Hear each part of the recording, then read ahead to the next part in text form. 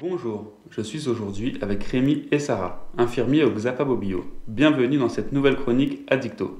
Aujourd'hui, nous allons répondre aux questions que peut se poser l'entourage d'une personne addicte. Mais tout d'abord, qu'est-ce qu'une drogue ? Une drogue est une substance légale ou illégale qui agit sur le cerveau et qui peut entraîner une addiction. Pour nous, personnel de santé, l'alcool ou le tabac, par exemple, sont des drogues. Je crois que mon proche consomme de la drogue. Comment en être sûr ?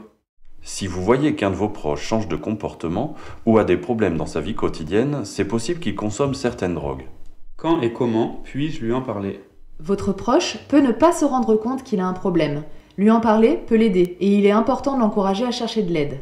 Même si c'est difficile d'aborder le sujet, vous lui montrerez que vous vous souciez de lui. Il peut y avoir beaucoup de raisons à la consommation de drogue, comme des soucis, un mal-être, voire une dépression, un traumatisme ou un problème de santé mentale. Soyez à l'écoute de ces problèmes potentiels. Mais comment va-t-il réagir ? Parlez des consommations qui peuvent être problématiques et difficiles, et cela peut mettre votre proche en colère ou sur la défensive. Dites-lui que vous êtes là pour lui et qu'il peut vous parler à tout moment sans jugement de votre part. D'accord, mais j'ai l'impression qu'il ne veut pas m'écouter. Soyez patient.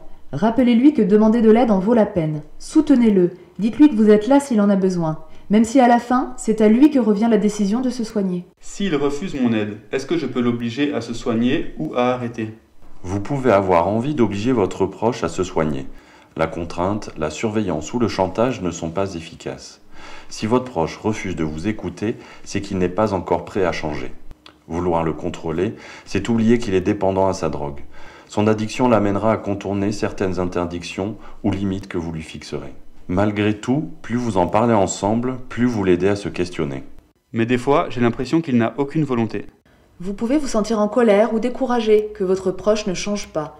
Vous ressentez peut-être aussi de la culpabilité ou vous vous dites que vous n'êtes pas à la hauteur.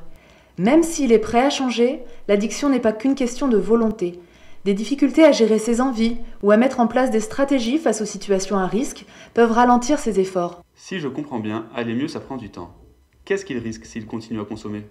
La consommation de drogue a un impact sur tous les aspects de la vie de votre proche, aussi bien sur sa santé physique et psychologique, ses finances, son travail et ses liens sociaux. Parfois, cela peut amener à des conduites à risque et à se mettre en difficulté avec la justice. Chacune de ces conséquences peut être abordée et travaillée avec des professionnels spécialisés. Il vous appartient de votre côté de poser les limites financières, morales, que vous ne voulez pas dépasser en voulant l'aider. Vers quel professionnel aller ? Il existe des médecins, infirmiers, psychologues, assistants sociaux spécialisés sur le sujet des addictions. Ils exercent au sein de différentes structures comme le Xapa Bobio, le centre hospitalier Esquirol ou en libéral. Ils pourront répondre à vos questions et aider vos proches s'ils le souhaitent. Ils lui proposeront une évaluation et un suivi personnalisé. Et si nécessaire, pourront proposer un traitement médicamenteux, voire une hospitalisation. Ils répondront aussi à vos questions. Bien entendu, votre médecin généraliste peut aussi tenir un rôle de conseil très important. Est-ce qu'il peut guérir de sa dépendance ? Stopper des consommations problématiques, y compris avec beaucoup de volonté, peut être difficile et long. De manière générale, il faut faire preuve de beaucoup de courage et d'efforts pour réussir à arrêter. Mais il faut aussi garder à l'esprit que c'est possible et que cela en vaut la peine. Et s'il rechute, que faire ? Il faut savoir qu'une rechute peut arriver. Aux yeux des spécialistes, elle fait partie intégrante de la maladie. Reprendre une consommation laisse souvent un profond sentiment de honte et d'échec pour le malade. Casser ces pensées négatives qui ne font qu'aggraver la situation. Dédramatiser, valoriser le travail déjà accompli. En parler permettra peut-être d'éviter de reproduire les mêmes erreurs ou de s'exposer à nouveau aux situations qui se sont avérées à risque. J'ai peur de baisser les bras ou de ne pas réussir à supporter la situation. Il faut encourager le changement en valorisant les réussites. Bien souvent, les différentes tentatives d'arrêt de la consommation permettent la construction d'une réflexion, d'un cheminement et d'une meilleure connaissance de soi nécessaire pour progresser. Mais il est important de faire le bilan de ce qui est tolérable ou non pour vous. Quelles sont les conséquences de son addiction sur votre quotidien, vos finances ou votre bien-être ? Où en sont votre équilibre personnel et votre santé ? Il ne faut pas oublier de vous écouter.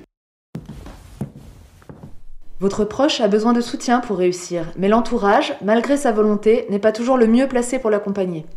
N'oubliez pas qu'il peut recevoir ce soutien de la part de professionnels. Vous pouvez, vous aussi, être soutenu dans ces moments difficiles.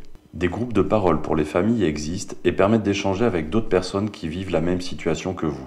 Vous pouvez aussi prendre rendez-vous avec un soignant qui pourra répondre à toutes vos questions. Pour tout renseignement, contactez le Xapa Bobio.